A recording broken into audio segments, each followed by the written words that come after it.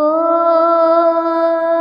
श्री गणेशाय नमः। कार्तिक महात्म्य एकादश अध्याय।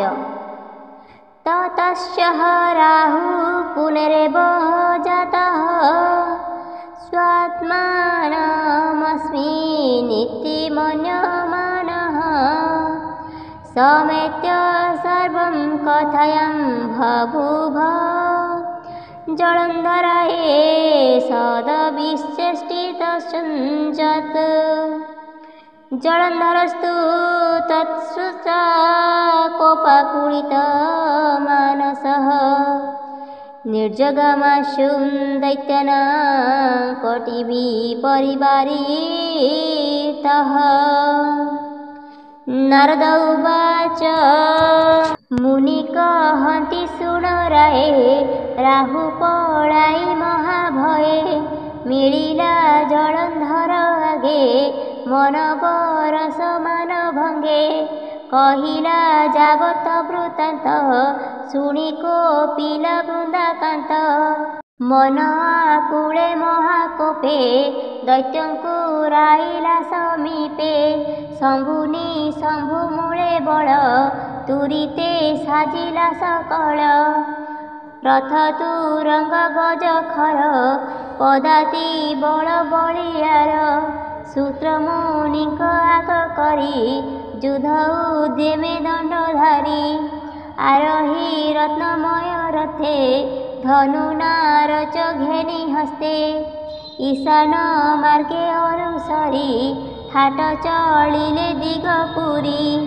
वन पर्वत माड़ी जाती आकाशे अश्व पंती पंती धरणी पुरी गज जुथे मणिकांचनमय रथे खेती आकाश पुरी गले जेसने जलधर बुले आद्य मिथुन मासे उठी धरणी धरी शून्य घोटी तेसने निशाचर बल मेघ गर्जन मुखरोल निशाण बाळ तड़ बड़ी जेने सबद घड़ घड़ी विविध अस्त्र चक्र काती बिजुली प्राय झटकंती पवन गति थाट जीवा से जलंधर की मघबा चलई निज दंड घेनी प्रलय करिब मेदिनी तेमंत दिशे दैत्य बल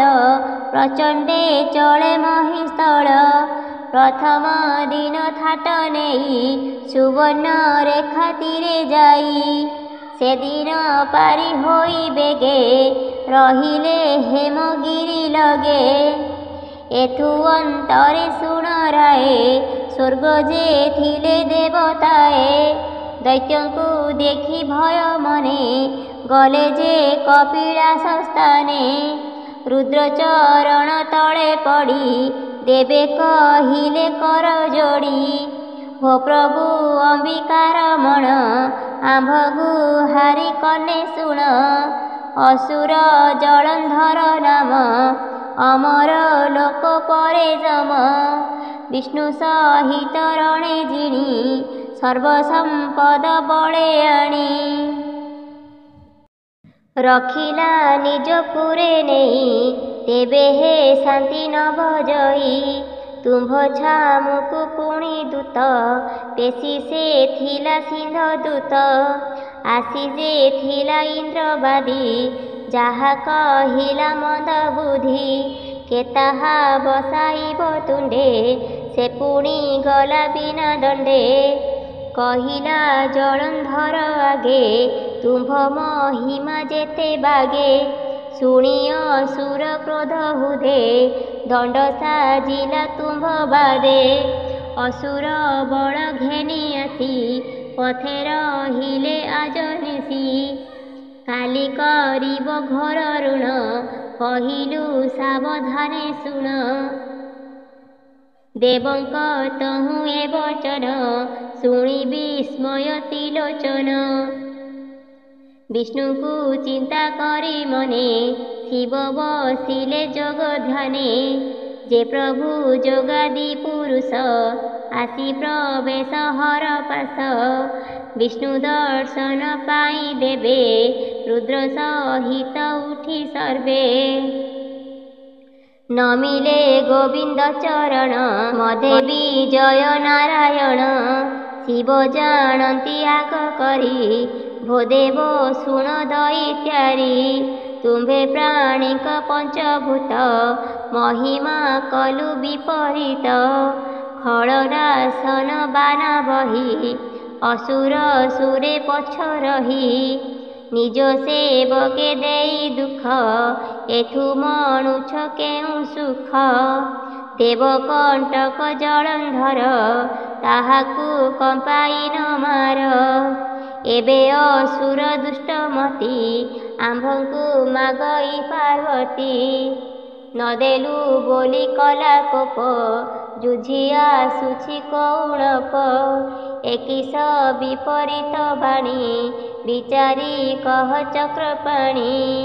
ରୁଦ୍ର ବଚନେ ଚକ୍ରଧର ବୋଲନ୍ତି ଶୁଣ ଦେବହର। ସେ ଜଳନ୍ଧର ତୁମ୍ଭ ସେ ଜାତ ହୋଇଲା ସିନ୍ଧୁ ଦେଶେ। ଯେଣୁ ସେ ଲକ୍ଷ୍ମୀର ସନୁଜ ଏ ଦୁଇ ଉପଧେଦନୁଜ। ଆମ୍ଭରେ ନୁହଁ ବିନାଶ ତୁମ୍ଭଙ୍କୁ ଅଛି ତେଣେ ଯଶ। ଦୁଷ୍ଟ ନିବାରି ସନ୍ତ ରଖ ହସି କହନ୍ତି ପଦ୍ମମୁଖ। ବିଷ୍ଣୁ ବଚନେ ବିଶ୍ୱନାଥ ଶିରେ ନିବେଶିବେନି ହସ୍ତ। ବୋଲନ୍ତି ଶୁଣ ଗଦାଧର ଦୈତ୍ୟନାଶନେ ଏକ ସର। ସବୁ ଦେବଙ୍କ ତେଜ ଭରି ମତେ ଆୟୁଧ ଦିଅ କରି। ଶେଷରେ ମାରିବି ଅସୁର ଦେବଙ୍କ ଶସ୍ତ୍ର ଜଳନ୍ଧର। ଈଶ୍ୱର ବଚନ ପ୍ରମାଣେ ସକଳ ଦେବେ ତତ୍କ୍ଷଣେ। ଯେ ଯାହା ଅଙ୍ଗୁ ତେଜ କାଢ଼ି ରଖିଲେ ଏକଠାରେ ବାଢ଼ି। ବିଷ୍ଣୁ ଆୟୁଧ କଲେ ତାହା ସୁଦର୍ଶନ ବୋଲି ଯାହା। ସେ ଚକ୍ର ତେଜ ଅନର୍ଗଳା ଜାଜ୍ୱଲ୍ୟ ଯାର ଜ୍ୟୋତିମାଳା। ଆଦିତ୍ୟ ତେଜ ପ୍ରାୟ ହୋଇ 33 କୋଟି ଗୁଣେ ଉଇ। ସେ ଚକ୍ର ଘେନି ନାରାୟଣ ରୁଦ୍ରଙ୍କୁ କଲେ ସମର୍ପଣ। ଜାଣିବ ବୋଲି ଡରେ ତୋରିତେ ଗଲେ ସେ ଯାପୁରେ। ଦାନବପୁରେ ବିଜେ ହରି ନ ଜାଣେ ଲକ୍ଷ୍ମୀ ଆଦି କରି। ଏଥୁ ଅନ୍ତରେ ନିଶି ନିଶେ ଅସୁର ଜ୍ୟୋତି ପରକାଶେ। ପୂର୍ବ ଦିଗରେ ଛୟାପତି ଉଦୟ ଅସ୍ତ ଗଲା ରାତି। ଦୈତ୍ୟ ଯେ ଥିଲେ ହେମଗିରି ପ୍ରଭାତେ ଥାଟ ସଜ କରି। ଧାଇଲେ ହରପୁର ମାର୍ଗେ ଦେବେ ତ୍ରାସନ୍ତି ଚାହିଁ ସ୍ୱର୍ଗେ। ଅସୁର ଥାଟ ଘେନି ଯାଇ ସରଣୀ ନଦୀ ତୀରେ ରହି। ବାଜଇ ଟମକ ନିଶାଣ ଶୁଣି ଧାଇଲେ ରୁଦ୍ରଗଣ। ରାତ୍ର ଥିଲେ ସଜ ହୋଇ ତେଣୁ ବାରତା ଥିଲେ ପାଇ। ବେଗେ ଧାଇଲେ ଶସ୍ତ୍ର ଘେନି କାମ କାହେଳି ସିଂହାଧ୍ୱନି। ବଜାଇ କଲେ ମହାଗୋଳ ତାଳ ତମ୍ବୁରୁ କୁତୁହଳ। ରୁଦ୍ର ଆଜ୍ଞାରେ ଆଟ ଘେନି କାର୍ତ୍ତିକ ବିନାୟକ ବେନି। ନନ୍ଦୀ ଭୃକଟି ମହାକାଳ ଭୀମଙ୍କ ବୀରଭଦ୍ର ମେଳ। ଏହାଙ୍କ ତୁଲେ ରୁଦ୍ରଗଣ 14 କୋଟି ପରିମାଣ। ଜୟନ୍ତ ଅଜୟନ୍ତ ବେନି ପିଶାଚ ବଳ ଖର୍ବ ତିନି। ଭୂତ ବେତାଳ ବୀରତଣ୍ଡ ପୁଷ୍ପାଣ୍ଡ करे लोह दंड। षोड़श कति चक्र भाल घेनी धाइले पल पल। जोगी सन्यासी दंडधारा सिद्ध साधव दिगंबरी। समाधि आसन उपेक्षी बेगे धाइले युद्ध देखी। पर्वतु ओह्लाई तुरीते मिलिले दैत्यंक अग्रते।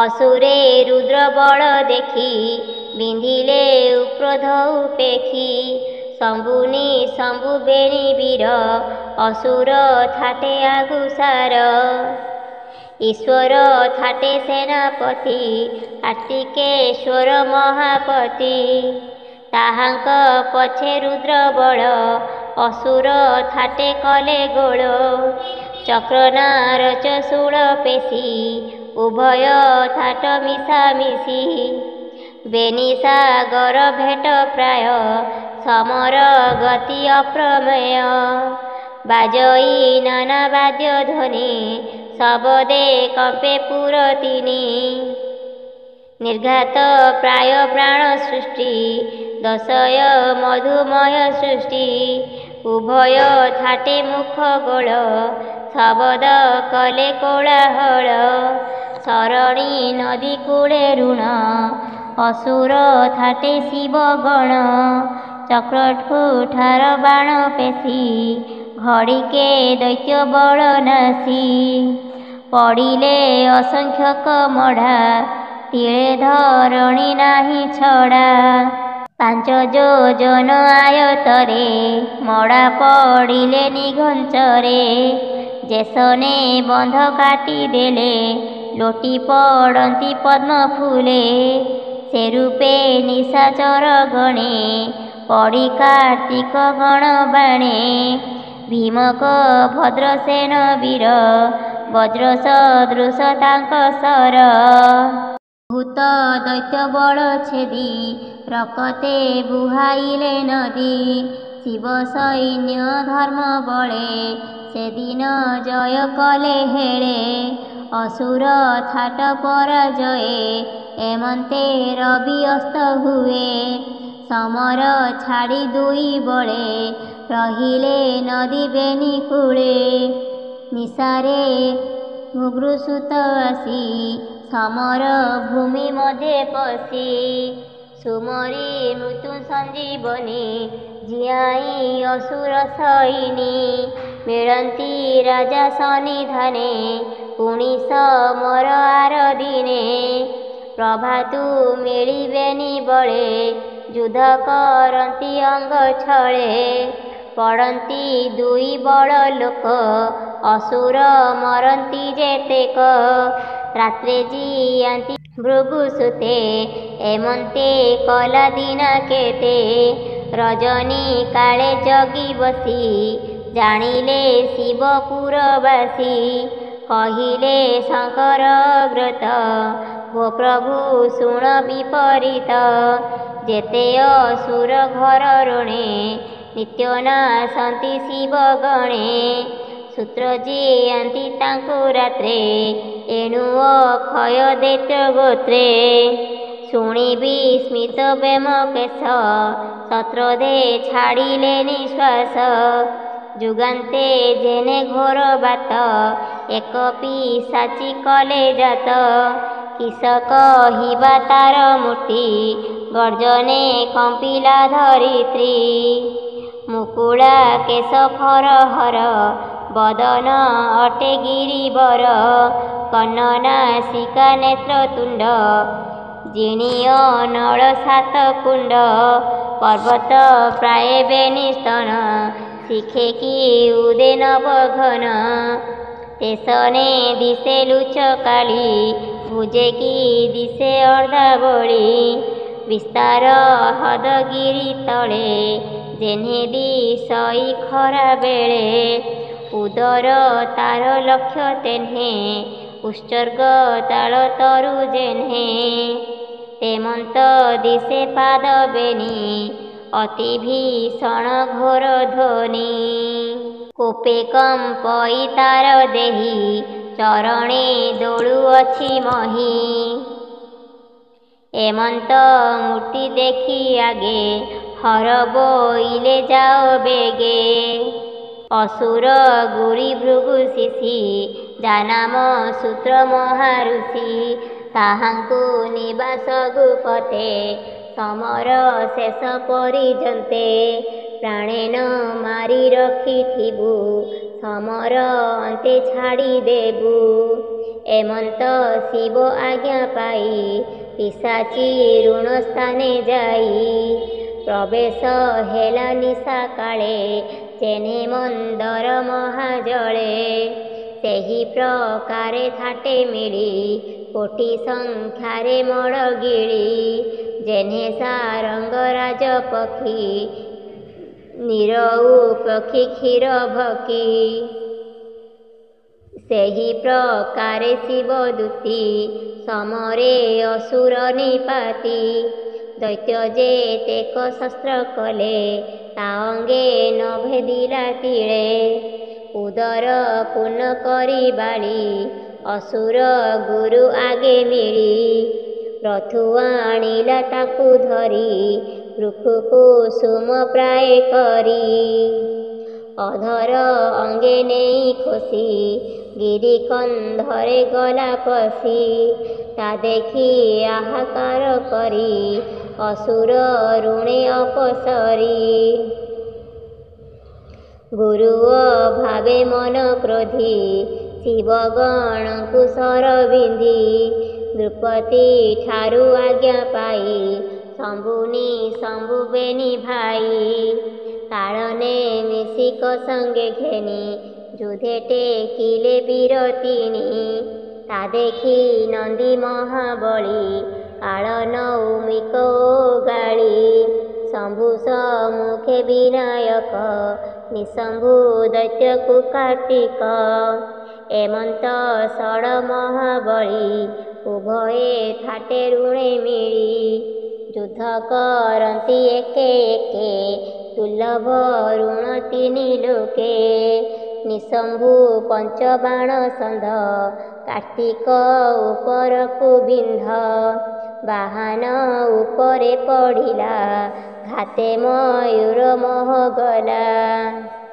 ପଦାତି ହୋଇ ଶିବସୁତ ଅସୁର ଯୁଧେ ଅପ୍ରମିତ ନନ୍ଦିକେଶ୍ୱର ଶୂଳ ପିଠି କାଳନେ ମୀର ରଥ ଫାଟି କେତୁ ସାରଥି ସାତ ଅଶ୍ଵ ଏକ ପ୍ରହାରେ ହେଲେ ନାଶ ପୁଣି କୁଠାର ପେଶି ନନ୍ଦୀ କାଳନେ ମୀର ଧନୁ ଛେଦି ବିରଥି ହୋଇ ଦୈତ୍ୟ ବୀର ଘେନିଲା ଚର୍ମ ଅଶିବର ନନ୍ଦିକେଶ୍ୱର କରେ ପଳା ସମରେ ତେଜ ଅନର୍ଗଳା ବେଳକୁ ବେଳ ଯୁଦ୍ଧ ଟାଣ ପଡ଼ଇ ବଜ୍ର ସମବାଣ ପର୍ବତ ସଖରୁ ପଥର ପଡ଼ିଲେ ଯେହ୍ନେ ଧ୍ୱନି କରେ ସେହି ପ୍ରକାରେ ବାଣ ବୃଷ୍ଟି ଶବଦେ କମ୍ପୁଅଛି ସୃଷ୍ଟି ଶମ୍ଭୁ ସଙ୍ଗତେ ଗଣପତି ମାଇ ବନ୍ଧରେ ଜନ୍ତା ଜନ୍ତି ଭୂମିରେ ପଡ଼ି ଗଡ଼ା ଗଡ଼ି କେଶରୀ ପ୍ରାୟ କରି ରଡ଼ି ଚଡ଼କ ପ୍ରାୟ ମୁଷ୍ଟିଘାତ ପେଟକୁ ପ୍ରହାରନ୍ତି ନାତ ଅସୁର ଘାତେ ଗଜାନନ କ୍ଷଣେ ହୋଇଲେ ଅଚେତନ ପୁଣି ଚେତନା ପାଇ ଋଣେ ପରଶୁ ଧରି ତତ୍କ୍ଷଣେ ଶେଷରେ ଶମ୍ଭୁ ମରୁଛିତ ଏମନ୍ତେ ଯୁଦ୍ଧ ଅପ୍ରମିତ ଘୋର ସମର ଧ୍ୱନି ଶୁଣି ରଣେ ବିଜୟ ଶୂଳ ପାଣି ଆରୋହୀ ବୃଷଭ ବାହନେ ସଙ୍ଗେ ଅଛନ୍ତି ଗଡ଼ମାନେ ଭୂତ ବେତାଳ ଦଣ୍ଡଧାରୀ ଡାକିଜି ଗଣ ଆଦି କରି ଧାଇଁଲେ କଳି କ୍ରୀଡ଼ା ନାଦେ ବାଦନ କରି ନାନା ବାହେ ଡମ୍ବରୁ ଅନ୍ତରିକ୍ଷ ପୁରେ ବନ ପର୍ବତ ନାଦ ପୁରେ ସଙ୍ଗେ ଅସଂଖ୍ୟ ଯୋଗ୍ନି ବଳ ଯେସନେ ନିହାର ପଟଳ ଅସୁର ଥାଟେ ଆମେ ମିଶି ଶିବ ନାରାଚେ ରିପୁ ଧ୍ୱଂସୀ ରଣେ ଆନନ୍ଦ ପଶୁପତି ବାଣ ବନ୍ଧନ୍ତି କୋପେୟତି ପିନାକ ଧନୁ ଗୁଣ ନାଦେ ଦୈତ୍ୟଙ୍କ ହୃଦେ ସର ଭେଦେ ଏକ ନାରଚେ ସେ ଦୁର୍ଜଟି ସୈନ୍ୟ ମାରନ୍ତି କୋଟି କୋଟି, ତା ଦେଖି ଜଳନ୍ଧର ରଥେ, ଆରୋହୀ ଧନୁ ଧରି ହାତେ। ପ୍ରତି ଜଣରେ ସର କରି, ଶିବଙ୍କୁ 3 ବାଣ ମାରି, ଗଣପତିଙ୍କି 5 ବାଣ, ବୀରଭଦ୍ରଙ୍କୁ 4 ପୁଣ। ନନ୍ଦୀ କାର୍ତ୍ତିକ ଥିଲେ ବତ୍ରେ, ତାଙ୍କୁ ପୋଷିଲା 1 ଚକ୍ରେ। ମଣିଭଦ୍ରଙ୍କୁ ଲୌହ ଦଣ୍ଡେ, ସର୍ବଗଣଙ୍କୁ କାଣ୍ଡେ କାଣ୍ଡେ। ଏକାବେଳକେ ସତେଶର, ସନ୍ଧାନ କଲା ଜଳନ୍ଧର। ତା ଦେଖି ପଶୁପତି ପୁଣି, ଦୈତ୍ୟ ନାରଚ ସବୁ ହାଣି। ଯେ ବୀରଭଦ୍ର ଋଣେ କଟି, ଅସୁର ରଥେ ଶୂଳ ପିଟି। ବିରଥୀ ହୋଇ ଦୈତ୍ୟନାଥ, ପୁଣି ଆରୋହୀ ଅନ୍ୟ ରଥ। ବ୍ରହ୍ମଶକତି ଧରି କରେ, ପିଟିଲା ବୀରଭଦ୍ର ଶିରେ। ଦୈତ୍ୟ ପ୍ରହାରେ ଭଦ୍ର ବୀର, ରଣେ ହଇଲା ଅପହାର। ଏ 4 କ୍ଷତ୍ରୀ ମାଲ ଯୁଧେ, ପଡ଼ି ଗଡ଼ନ୍ତି ମାଲ ବନ୍ଧେ। ହେତି ପ୍ରହେତି ବୀର ବେନି, ଶୁଝନ୍ତି ଶାଳ ଶିଳ ଘେନି। ଏମନ୍ତେ ଅସ୍ତ ଗଲା ବେଳେ, ଋଣ ଉପେକ୍ଷି ବେନି କୂଳେ। ରହିଲେ ବେନି ଭାଗ ହୋଇ, ମଧ୍ୟେ ଯୋଜନେ ଛଡ଼ା ରହି। ହରି ବିଜୟ ନିଜପୁରେ, ସ୍ନାହାନ ସାରି ଗଙ୍ଗା নীরে। ଈଶ୍ୱର ଭାବେ ସଦାନନ୍ଦ, ଘେନାଇ ପାରିଷଦ ବୃନ୍ଦ। ତାଣ୍ଡବ ନୃତ୍ୟ ରଙ୍ଗେ ପଶି, ଆନନ୍ଦେ ପୋହାଇଲେ ନିଶି। ସେ ମହାଦେବ ବିଶ୍ୱବାସ, ନମଇ ମହାଦେବ ଦାସ। ଜୀବନ କାରଣ ନିମନ୍ତେ, ଶରଣ ହର ପାଦ ଗତେ। ସେ ପ୍ରଭୁ ଦୟା ଅନୁରାଗେ, ପଦ୍ମ ପୁରାଣ ଗୀତ ଯୋଗେ। ଶୁଣ ସୁଜନ ଏ ଚରିତ, କାର୍ତ୍ତିକ ମାହାତ୍ମ୍ୟ ଅମୃତ। ତୁଳସୀ ଉତପତି ବାଣୀ, ଶୁଣି ସଂସାରୁ ତର ପ୍ରାଣୀ। ଉତ୍ତର ଖଣ୍ଡେ ସାରସ୍ୱତ, କାର୍ତ୍ତିକ ମାହାତ୍ମ୍ୟ ଅମୃତ। ଇତି ଶ୍ରୀ ପଦ୍ମପୁରାଣେ ଉତ୍ତରଖଣ୍ଡେ କାର୍ତ୍ତିକ ମାହାତ୍ମ୍ୟ ଜଳନ୍ଧର ସଂଗ୍ରାମେ ନାମ 11 ଅଧ୍ୟାୟ।